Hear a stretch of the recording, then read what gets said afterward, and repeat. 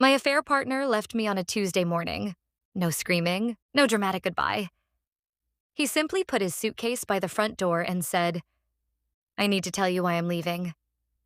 I thought he was going to blame me. I thought he was going to say he found someone else. I thought maybe he'd tell me he never loved me. I was wrong. What he told me was much worse. My name is Natalie. My husband's name is James. The man I had an affair with was Ethan. And for almost a year, I convinced myself Ethan was the reason I was finally happy. James and I had been married for 12 years. We met when we were 24. He was the kind of man who remembered everything. My favorite restaurant, my mother's birthday, the name of the teacher who had embarrassed me in high school, the exact way I liked my coffee. He wasn't romantic in the way movies were romantic. He didn't surprise me with roses every week. He didn't write poetry. He didn't whisk me away for spontaneous vacations, but he was dependable. And eventually, I started resenting him for it. Our life became routine. Work, dinner, bills, laundry, weekend errands, family gatherings. I started telling myself I was bored. Then I started wondering if I'd married the wrong person. That's when Ethan entered my life. He worked in another department. He was confident, funny. He traveled constantly. He had stories about places I'd never been. And unlike James, Ethan made me feel unpredictable, desired, interesting. The first time he told me I looked beautiful, I thought about it all day. The first time he touched my hand, I didn't pull away. The first time we kissed, I knew I was doing something terrible. I did it anyway. For almost 11 months, I lived two lives. At home, I was James's wife. At work, I was Ethan's secret. I became very good at lying. Then James found out. He didn't catch us together.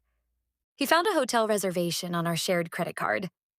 He put his phone on the table, then looked at me. "Who is Ethan?" I couldn't lie anymore. I confessed. James listened. When I finished, he asked, "Do you love him?" I said, "I think I do." James looked down. Then he said something I never expected. "Then you should go." I cried. I begged. I told him I was confused. He shook his head. "You've already made your choice." I moved out 3 weeks later. I moved into Ethan's apartment. And for a while, I thought I'd made the right decision. We stayed up late. We traveled. We went to restaurants I'd never been to. We spent entire weekends together. I felt alive. But eventually, life became normal again. And normal looked different when it was Ethan. He left dirty dishes everywhere. He spent money recklessly. He hated planning. He forgot appointments. He hated my family. He didn't like quiet weekends. And suddenly, the things I once found exciting became exhausting. I didn't admit that. Instead, I started thinking about James. I missed his coffee, his stupid jokes, his predictable Saturday mornings, the way he always checked the weather before driving anywhere. I missed feeling safe. Ethan noticed. One night he asked, "Do you miss him?" I said no. He stared at me. "You don't have to lie." I looked away. After that, things changed. Ethan became distant. He stopped planning trips, stopped talking about the future, stopped asking me what I wanted. Then one morning, I woke up and found his closet half empty. His suitcase was beside the door. "Ethan?" He walked into the bedroom. "I need to go." My heart dropped. "What?" "I need to leave." "Why?" He sat on the edge of the bed.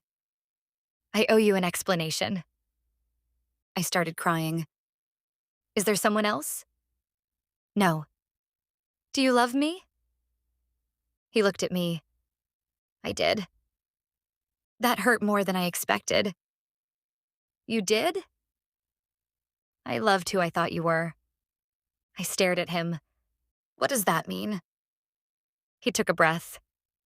When we started this, you told me you were unhappy. You told me James didn't understand you. You told me your marriage was already over. I nodded. It wasn't. Ethan looked at me. I didn't know that at first. But eventually I realized something. What? You weren't running toward me. You were running away from him. I started crying. That's not fair. Maybe not.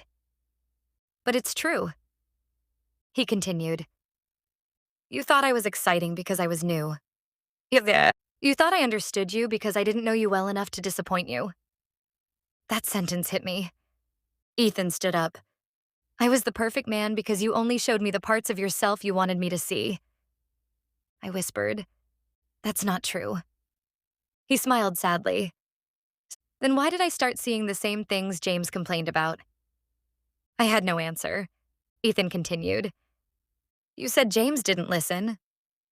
But you stopped listening to me. You said James never made time for you. But you started getting angry when I needed time. You said James didn't appreciate you. But you stopped appreciating me. I couldn't breathe. Then Ethan said the thing that broke me. You didn't want me. You wanted the version of yourself you became when I wanted you. I sat down. Why are you really leaving? He looked at me. Because I finally realized I was helping you avoid the real problem. What problem? You. I started crying. Ethan softened. Not because you're a bad person. Because you don't know how to be unhappy without blaming someone. I stared at him. He picked up his suitcase. I'm leaving because if I stay, we'll spend the rest of our lives blaming each other for a choice we both made. He walked toward the door. I followed him. Where are you going? I don't know. Are you coming back? No. I grabbed his arm. Do you still love me? He looked at me for a long time. Part of me always will. Then why leave? His eyes filled with tears. Because sometimes loving someone means knowing you're not good for each other. Then he left. I sat on the floor for hours. I wanted to call James. I wanted him to take me back. But something stopped me. For the first time, I realized that going back to James simply because Ethan had left would mean I hadn't learned anything. So I stayed alone. I started therapy. At first, I hated it. I wanted someone to tell me James had been wrong, that Ethan had been wrong, that I had simply chosen the wrong man. Instead, I had to admit something. I had been unhappy before Ethan, but I had never learned how to deal with unhappiness. So I blamed James. Then I blamed Ethan. Then I blamed myself. But blaming myself wasn't enough either. I needed to understand myself. Months passed. I started rebuilding my life.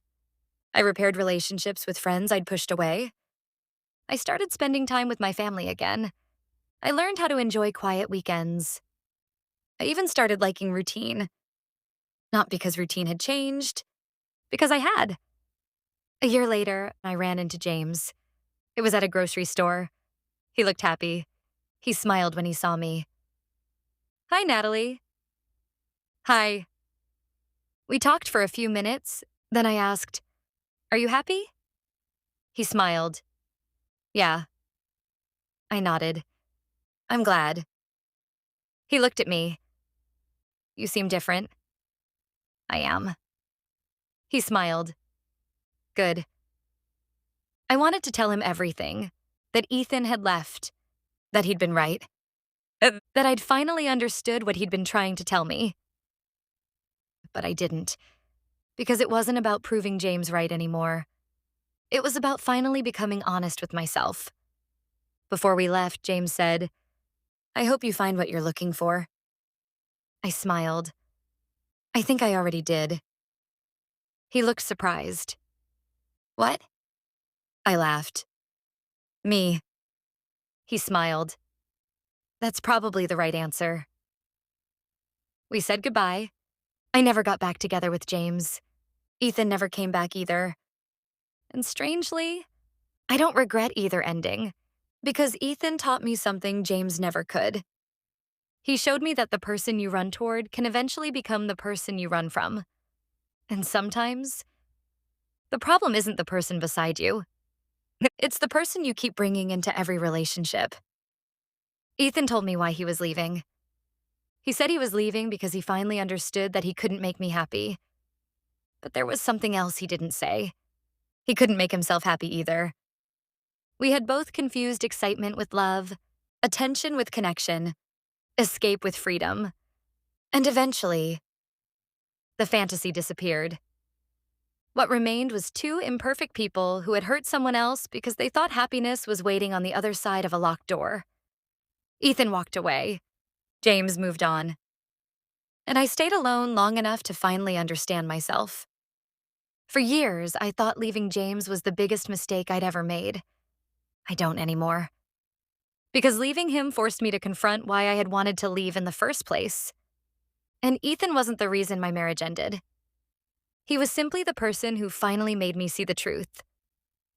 Sometimes the person you think is your escape is actually the person who shows you why you were unhappy in the first place.